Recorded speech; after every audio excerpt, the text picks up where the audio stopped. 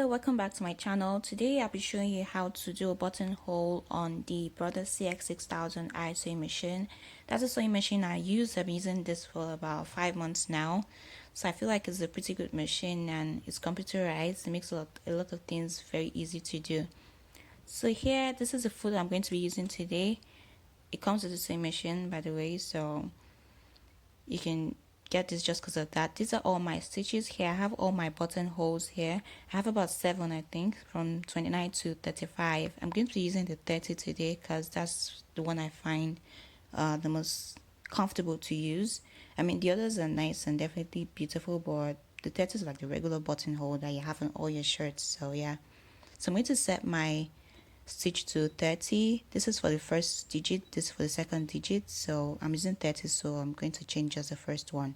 So I don't do anything with my other two stitch width and stitch length because I feel like I'm okay with the default settings.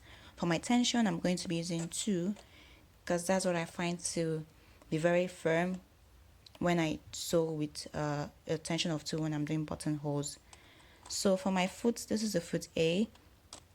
One thing I love about this machine is the fact that when you change your stitch, it shows you what foot you're meant to be using. So it shows A on the screen, so I'm going to be using the A for my buttonhole today.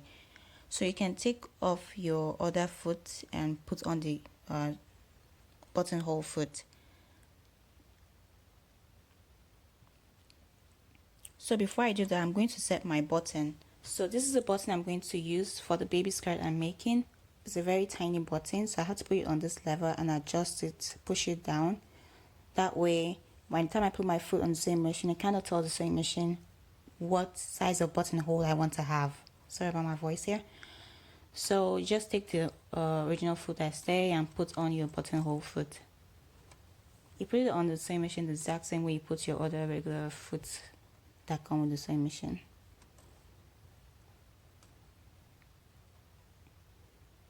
So you have to check your bobbin to ensure that you have enough thread on your bobbin so that you don't start sewing the buttonhole and then discover that you don't have enough thread. It's hard to continue sewing the buttonhole. So I've done that now, and now I know I have enough thread there. I'm going to be using a different color of thread on my bobbin, so it's going to have like 2 colors when I'm done. So you can put your needle down to like pick out the bottom thread that way. So now I'm just going to check my fabric and set where I want all my buttonholes to be. So because I'm sewing a baby skirt, I kind of have to figure out where I want the buttons to be, how many buttons I want to have. I'm going to make my buttons horizontal. I mean, you can sew your buttons anyhow you want to, but I want mine to be horizontal because it kind of maximizes the space I have for my buttons, and I can include more buttons if I want to, even though I'm okay with having just 3 today. So I use my pins to kind of figure out where I want my buttons to be at, and I've also figured out where I want my buttons to start from. So there's a little behind the foot, you can just pull that down. You see it has that rectangle on it that kind of shows there's a buttonhole you're making, I think. So you put that behind the bracket there and then you're ready to sew. So when you want to start your sewing, you make sure there's this red mark on the foot. That's where you want your buttonhole to start from. So if you marked where you want your buttonhole to start, make sure that it's aligned with that red mark on the foot there. So I'm going to zoom in eventually so you can see what I'm talking about. So this is what my buttonhole looks like. It's pretty simple, easy. I'm sewing with my leg now. You can use your start and stop button. This machine has a start and stop button. That's something else I like about it. So usually when I'm doing my buttonholes, I'm not really present. I just set it and I leave it alone, and I use the start and stop button. But for the purpose of this tutorial, I'm sewing with my leg, so I'm using the foot pedal. So I'm going to do the second buttonhole so you can see once again what I'm doing. Just going to put my foot down and start sewing again. When you're sewing, it kind of starts sewing from the right. So look, when you're looking at it now, you're going to be seeing that it starts from, the needle starts from the right and then goes to the left and then finishes the left side and comes back down to the right side, kind of like that. So I'll say it goes in like clockwise direction